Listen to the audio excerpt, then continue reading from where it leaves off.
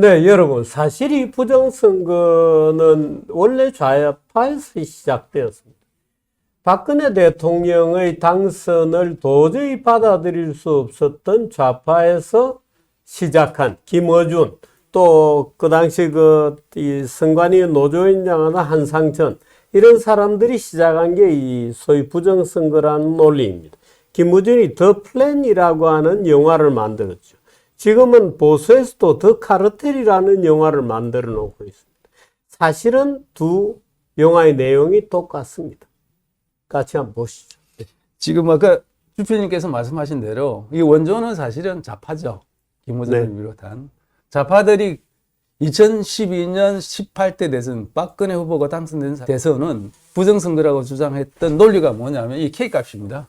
네. 이 K값이 뭐냐면 개표 분류기에서 분류를 하게 되면은 각 후보표를 분류를 하고 칸에 뭐 걸쳤거나 이런 표들은 미분류표, 재분류표로 분류가 됩니다.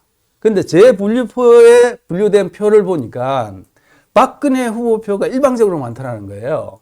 그러니까 개표 분류에서 나온 분류표의 득표율을 보니까 1대1이었는데 만약 이런데 재분류표에서 해보니까 1.5대1이 나왔다는 거예요. 그러니까 김어준은 그때 뭐냐면 1대1이 나왔으면 미분류표에서도 1대1이 나와야 된다는 거예요. 그게 K 값이에요.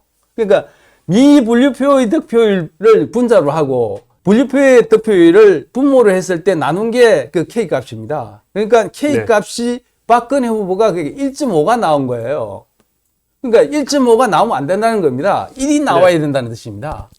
1이 나와야 정상적인 투표인데 1.5가 나왔기 때문에 이거는 부정이 개입했다고 주장한 게 김어준이 주장이었습니다. 네. 근데 왜 이 K값이 그러면 그때 당시 1.5가 나왔느냐? 네. 그 이유가 요거거든요. 네. 이 유권자의 편향이라고 바이어스라고 그랬는데 이 바이어스가 뭐냐면 지금도 마찬가지지만은 2012년 18대 대선에서도 60대 이상의 세대들이 박근혜 후보를 절대적으로 지지를 했습니다. 근데 60대 이상 되시는 분들은 생물학적으로 연세대가 많으시니까 손이 떨려요.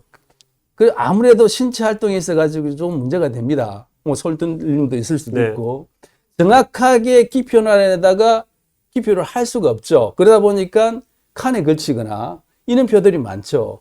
그런 표들은 개표 분류기에서 뭐냐 미분류표로 분류를 합니다. 나중에 가서 학생을 하게 되거든요. 나중에 이제 각 당의 이제 선관위원하고 참관인들이 그 표를 보고 누구 표인지를 합의를 합니다. 그러면은 그 표를 보면 누구나 봐도 박근혜 후보표 쪽이 많을 거 아닙니까? 그런 게 미분류표에서 박근혜 후보표가 많이 나온 거예요. 이 바이어스라는 게 바로 그겁니다. 유권자의 특성 때문에, 지지자 후보의 유권자의 특성 때문에. 그래서 이게 지금 이거거든요. 노안, 손떨림, 운동신경 떨어짐에 따라 기표를 부정하게 했기 때문에 그렇습니다. 네. 그 결과가 이렇게 K값이 1.5가 나온 거예요. 그런데 2017년 19대 대선 때 문재인이 당선됐지 않습니까? 그때 홍준표의 K값이 1.6이 나왔어요. 네. 똑같이 나왔지 않습니까? 그럼 김어준의 주장에 의하면은 홍준표도 1.0이 나와야 되는 거죠. 그때도 역시 마찬가지로 그 보수 진영 후보의 K값은 여전히 1.5 이상이 나온 겁니다. 그때도 60대 이상이 홍준표를 많이 찍었거든요. 그러니까 그런 결과가 나온 겁니다. 이 대선에서 홍준표의 K값입니다. K값이 1.6이었습니다. 사실은 이 예. K값이라는 것 자체가 임의로 만들어진. 예. 그지? 자기들 주장을 이제 단순화해서 표현하기 위해서 K값을 무슨 만든 K값이라는 게 뭐 특별한 게 아닙니다. 무슨 뭐 의미가 있는 무슨 그런 수치가 아닙니다. 그냥 임의로 만든 수치입니다. 2017년도 그랬습니다만 2022년 윤석열이 당선됐을 때도 역시 K값이 1.5 비슷하게 나왔습니다. 이 주장을 아직까지도 하는 좌파 진영의 사람이 있습니다. 그 사람이 누구냐면 신상철 씨라고 있습니다. 아시는 분 아실 겁니다. 천안함 사고가 났을 때 민주당 추천의 그 조사위원으로 참여했던 분. 네. 그 신상철 씨가 여전히 주장을 하면서 20대 총선이었던 윤석열이 당선됐을 때도 K값이 1.5 정도 나왔으니까 그게 잘못된 거다, 부정이다. 이렇게 아직까지 주장하고 있어요. 그러니까 지금 좌파 진영 중에서도 아직까지 부정선거 음모론에 갇혀 있는 사람은 이 신상철 씨입니다. 네, 보수가 부정을 하고 있군요. 그 사람 그렇게 주장하죠. 그 주장에 예, 따르면. 예, 예. 네. 그렇게 주장하고 있는 거고요. 다시 앞으로 돌아가겠습니다. 지금 현재 보수 진영이 주장하는 부정선거 의무는 요거거든요. 네. 2020년 4.15 총선, 이번 24년 22대 총선도 마찬가지로 지금 사전하고 당일 투표 득표율 차이가 나는 거는 부정이다. 이렇게 주장하는 거거든요. 이거 똑같습니다. 이거 역시 마찬가지거든요.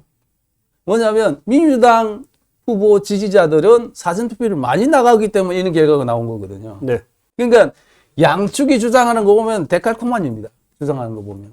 이거를 이해를 못 하는 거죠. 민주당 지지자들이 사전투표에 적극적인 반면에 미통당 지지자들은 사전투표 하지 말라고 이렇게 독려도 하고 그러지 않습니까? 그 결과가 이렇게 나타난 거거든요. 그러니까 보시면은 이 좌우의 부정선거 음모론자들 주장을 보면은 논리 구조가 동일합니다. 사고방식이 거의 비슷해요. 예, 예. 네. 근데 저는 이거 보면서 왜 그 전 대선 때였나요? 왜 투표소에 각 후보를 가로지르는 칸선, 예, 예. 그 칸이 한 줄이다, 두 줄이다. 예, 예. 그 이야기를 했었어요. 한 줄은 가짜다. 뭐 예, 하고 예, 뭐 예. 그때도 굉장했어요. 그때 어떻든 이제 그건 가라앉았습니다만은 그때 부정선거를 주장하던 사람이 한참 뒤에 지나고 나니까 또 이걸 들고 예. 저 앞에 나타나더라고요. 예. 네, 그래서 웃었습니다. 뭐가 정상이냐고요? 예, 두 줄짜리가 정상입니다.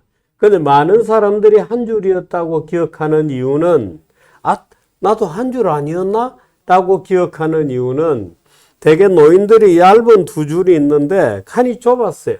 칸이 좁으니까 도장을 그 칸에 맞추기 위해서 아래 위에 선을 굉장히 신경 쓰면서 찍어야 되는 겁니다. 그러니까 신경 쓰는 그 과정에서 줄이 하나로 두드러지게 인식이 되는 거예요. 그러니까 내가 볼 때는 줄이 하나밖에 없었는데 자기는 그 밑으로 갈 때는 밑에 줄만 보죠. 그러니까 줄이 한 줄이었다고 주장하는 사람들이 굉장히 많았습니다. 그래서 사실 선관위가 지금 사실 칸이 간격이 좀 달라요. 그 지금 비례대표 같은 경우는 네. 정당수가 워낙 많기 때문에 뭐 48개, 뭐 53개 막 네. 이렇게 있지 않습니까? 칸이 상당히 좁습니다.